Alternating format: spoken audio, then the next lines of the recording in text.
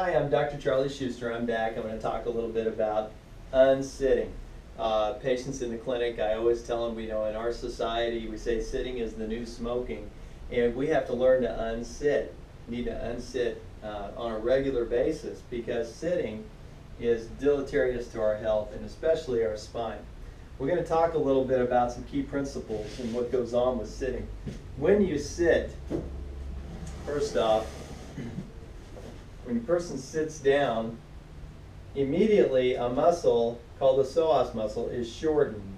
It's no longer going from my lower four lumbar vertebrae into my leg at that length. It's now going into my lumbar vertebrae at this length. Okay? So your muscles are living, breathing parts of your body. They're always communicating with your brain. And your brain is being told that that muscle is this long and not this long. So when you go to stand up, your brain still thinks, if you've been sitting for a long time, that that muscle's that long. And so it's literally going to be raking on those lumbar vertebrae if you just stand up and immediately start into a walk, or worse yet, a run. So if you've been sitting a while with this muscle shortened and in the on-switched position, the opposite muscle is going to be totally relaxed and off. And that's the G medius muscle. The middle glute muscle is the one that when you're on one foot, such as walking or running, that holds your pelvis straight and doesn't allow it to have what we call a Trendelenburg gait, or a little hitch in your get along, okay? If you notice the difference between when I walk this way versus when I walk when that muscle's not working quite right, there are levels of dysfunction in that muscle. You may not pick up on it, especially if you're not observing for it, but having that muscle not work creates a real alarm in your brain that says my spine is not stable. And the way we're wired is that if our spine isn't stable, that's a huge priority. I mean, if somebody pushes you, you might notice that you don't even think and you push back. And that's because your midbrain, that perfect part of our brain, doesn't want to fall and has that natural, quick, unthought, conscious thought reflex. And that rules. And so if your body and your midbrain senses any instability, it's going to call upon muscles that normally would be relaxed to pitch in to help stabilize the pelvis. So it's going to call on the hamstrings for people who have chronically tight hamstrings. Check the G medius muscle, okay? And we're going to talk to you about how to check that, but in a later segment. But check for the G medius muscle not working. And the psoas muscle may very well be the reason that that muscle's off, because this is a rule that you can find anywhere in the human body. When one muscle is tightening, the opposite is totally relaxed. So if this muscle is tight from sitting, that G medius muscle is going to be off. And then when you go to walk, you're going to have your back muscles, and they're terrible at stabilizing the pelvis, but they're going to try to. Your hamstrings, the G minimus muscle, deep muscle right up here in the hip, they're all going to be firing. And we want to turn those off so that if you've been sitting for a long time, at a very minimum, it's a good idea to slowly lengthen that psoas muscle. And you can do that by just standing like this, squeezing the upper buttocks together, not arching the back. Everybody wants to do that, and that's not good for your back. To be weight bearing and jam your vertebrae, not such a good idea. So you just squeeze your upper buttocks and just lengthen that muscle a little bit.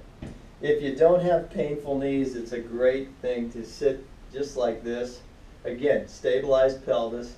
Put your pelvis forward, let your knee bend a little bit, and hold for 10 to 15 seconds at a time. And do this on both sides. When you're driving, you may not want to do this out in public. It's well worth doing, but maybe embarrass the people you're with or even yourselves. And you can still stand there at the pump, lengthening those psoas muscles. It's just a good idea to get those back to their normal length, because that's the first step in unsitting. So that's got it right there. I want you to know the importance of keeping this muscle stretched out, the psoas muscle, and how that contributes to keeping the G medius right. Now, if you have time, a bonus is, this is before you even do any stretching, is to turn this G medius muscle on. And I would encourage you to try this at home. You could do it if you're comfortable out as well, but you put your thumb on that muscle coming up from the thigh, and you want to just shorten this upper leg, a little longer on the lower, and you want to keep your ankles together and your knees bent, and you want to see if you can lift your leg, and you'll hardly see me lift. To call this as an exercise is sure a stretch. This is really a rebooting of software. You just want to fire the butt muscle without firing this muscle right here. So this is sort of one of those crawl before you walk type exercises, and it's a software upgrade, and you almost have to zoom in to see me exercising it all here.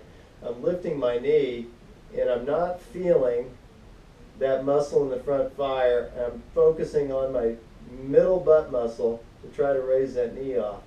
And I'll do a set of 10 of those, and as you do these, it's almost impossible at first not to fire this muscle, because if you're American and you sit a fair amount of time, you're going to feel that this muscle is always wanting to kick in. So this is a great starter exercise for retraining that G medius muscle, and it sets the stage for one of my favorite exercises. It's called the single leg bridge, and I use this diagnostically all the time in the clinic.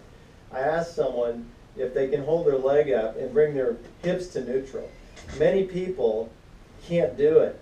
They just can't do it right. Or they feel that their hamstring is being used, and that's a result of a weak G medius muscle that's not firing. So we want that G medius muscle only to fire. So I'll tell someone, I want you to do that 5 times. But if you feel it in your hamstring as you're doing it, I want you to tell me, because it's the minute you feel it, your hamstring tighten up, you're done. People will tell me at 2 reps, 3 reps, they'll tell me their hamstring's firing or their back muscles are firing. And that tells me that we've only got 2 good reps in there of that G medius muscle before that happens. So we need to get more acquainted with that muscle by using this exercise right here. And we need to continue to do single leg bridge. I think that's an excellent one. If you have trouble holding your legs up, you can use a band right around just to kind of stabilize the up leg. Do not arch your back or go extra high. This is a controlled movement, just like this. And you want to shoot for a set of 10, but gear yourself up and watch yourself. Maybe even chart it, that you could do 4 correct one day, and now the next day you're able to do 5. Because that's progress. Once we get to where we can do a set of 10, you'll find that a lot of your back issues will start to feel better. You'll certainly not be using your back, because that muscle will be stabilizing your pelvis. This is one of the best ways to unsit. To add a layer of effectiveness to this, like everything we do, if you roll the muscles that are tight before you do the exercises and stretch, you roll them and stretch them, then do the exercises, you're really unsitting. And this is a great thing, and it needs to be, just like flossing your teeth, part of the routine for proper spinal hygiene.